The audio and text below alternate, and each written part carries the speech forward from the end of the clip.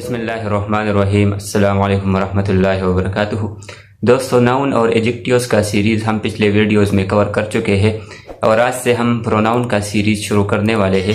اس video میں ہم pronoun کو جسٹ انٹروڈیوس کریں گے کہ پروناؤن اصل میں ہے کیا، یہ کہاں سے آیا ہے اور اس کا مطلب کیا ہے، انگلش اینڈ ادر لینگویجز میں پروناؤن کی اہمیت کیا ہے۔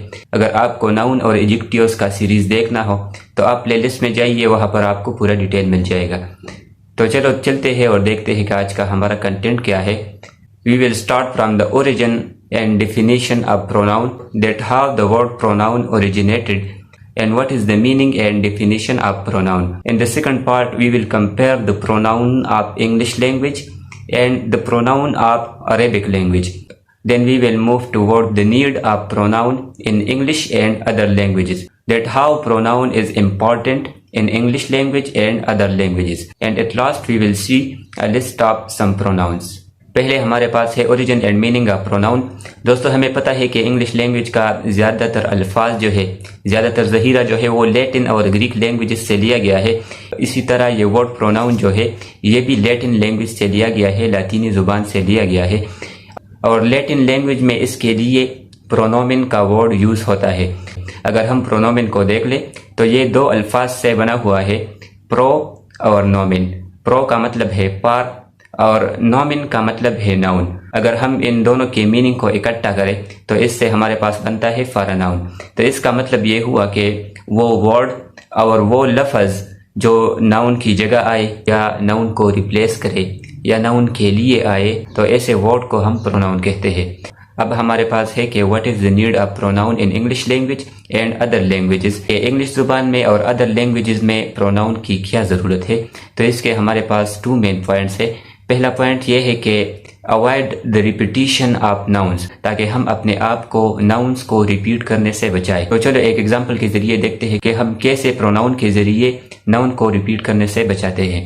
ہمارے پاس اسکرین پر ایگزامپل دیا گیا ہے، Ahmed is a good reader, Ahmed reads 20 pages per day. تو یہ ہمارے پاس 2 سینٹینسز ہے۔ ان دونوں سینٹینسز میں اگر ہم دیکھ لیں تو پہلے سینٹینس میں بھی ہم نے احمد کا نام یوز کیا اور دوسرے سینٹینس میں بھی ہم نے احمد کا نام یوز کیا۔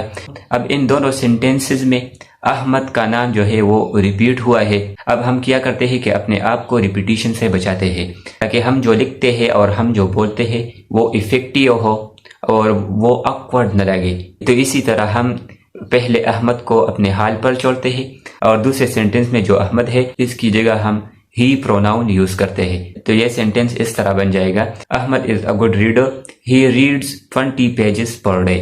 تو یہ ہمارے پاس ہوا کہ ہم نے اپنے آپ کو پروناؤن کے ذریعے ناؤن کو ریپیٹ کرنے سے بچایا۔ دوسرا پوائنٹ ہمارے پاس یہ ہے کہ ہم پروناؤن کو اس لیے یوز کرتے ہیں تاکہ ہمارا کمیونیکیشن سکل جو ہے وہ زیادہ افیکٹیو ہو، وہ سننے والے پر زیادہ اثر کرے۔ اگر ہم ناؤن کو بار بار ریپیٹ کریں گے، اگر ہم بار بار کہیں گے کہ احمد نے یہ کیا، احمد نے وہ کیا، تو یہ احمد کا نام، چاہے وہ احمد کا نام ہو یا کوئی اور ناؤن ہو، تو یہ ناؤن جو ہے، یہ اسم جو ہے، یہ بہت آکورڈ لگتا ہے، یہ برا لگتا ہے۔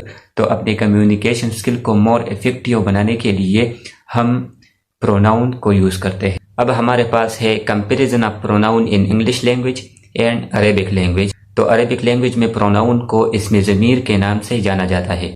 اب ہم دیکھتے ہیں کہ پروناؤن اور اسم ضمیر میں کیا مشابہت ہے۔ اسم ضمیر وہ اسم ہے جو ایسے متکلم یا ایسے مخاطب یا ایسے غائب پر دلالت کرے جس کا ذکر پہلے ہو چکا ہو۔ تو اب ہمارے پاس 3 ٹرمز آ گئے، ایک ہے متکلم، دوسرا ہے مخاطب اور تیسرا ہے غائب۔ تو ان تینوں کے لیے انگلش لینگویج میں اگر ہم دیکھ لیں تو متکلم کے لیے دا پرسن اسپیکنگ، وہ بندہ جو بول رہا ہے، وہ بندہ جو کلام کر رہا ہے، وہ بندہ جو بات کر رہا ہے، اسے متکلم یا اسپیکر کہتے ہیں۔ دوسرا ہمارے پاس ہے مخاطب، انگلش لینگویج میں اس کے لیے دا پرسن اسپیکنگ ٹو، وہ بندہ جو متکلم کو سن رہا ہے، وہ بندہ جو کلام کرنے والے کو سن رہا ہے، اسے مخاطب کہتے ہیں۔ اور تیسرا ہمارے پاس ہے غائب، انگلش میں اس کے لیے دا پرسن اسپیکنگ آف، وہ پرسن جو بات کرتے وقت موجود نہیں ہے لیکن اس کی بات ہو رہی ہے یا اس کے بارے میں بات ہو رہی ہے۔ تو یہ ہمارے پاس انگلش اور عربک لینگویج میں 3 types آف پرسنز ہوئے۔ اب ہمارے پاس ہے a list or a glimpse of pronoun in English language. تو انگلش لینگویج میں ہمارے پاس کچھ خاص پروناؤنز ہے اور وہ اگر آپ اسکرین پر دیکھ لیں آئی، وی، یو، ہی، شی، اٹ، دے، یہ 7 ہمارے پاس کچھ خاص پروناؤنز ہے.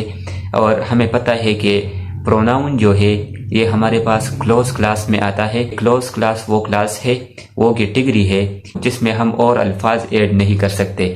تو پروناؤن بھی کلوز کلاس کا حصہ ہے اور اس میں ہم اپنی طرف سے اور الفاظ ایڈ نہیں کر سکتے. اگر اب آپ دیکھ لیں تو ہم نے بات کی کہ ہمارے پاس 3 پرسنز ہے. ایک ہمارے پاس ہے متکلم، کلام کرنے والا، دوسرا ہمارے پاس ہے مخاطب، سننے والا، اور تیسرا ہمارے پاس ہے غائب جو بات کرتے وقت موجود نہیں ہے. تو آئی اور وی یہ دونوں پروناؤنز جو ہے یہ متکلم کے لیے ہے. اس کے علاوہ یو پروناؤن جو ہے یہ مخاطب کے لیے ہے، سننے والے کے لیے ہے. اور ہی، شی، اٹ، دے یہ چاروں پروناؤنز جو ہے یہ غائب کے لیے ہے، وہ بندہ جو بات کرتے وقت موجود نہیں ہے. تو یہ ہمارے پاس پروناؤن کا سمپل انٹرو ہوا. آنے والی ویڈیوز میں ہم پروناؤن کو تفصیل کے ساتھ پڑھیں گے کہ اس کے کتنے کلاسز ہیں اور اس کے کتنے کیٹیگریز ہیں اور کتنے ٹائپس ہیں. یہاں پر ہمارا لیکچر ختم ہوا. اگر آپ کو ریفرنس بکس چاہیے تو وہ آپ کو ڈسکرپشن باکس میں مل جائیں گے. اس کے علاوہ اگر آپ کو انگلش گرامر، انگلش لینگویج اور انگلش لٹریچر میں کچھ پوچھنا ہو تو وہ آپ کمنٹس کے ذریعے پوچھ سکتے ہیں. آخر میں آپ سے اجازت چاہتا ہوں. خدا حافظ.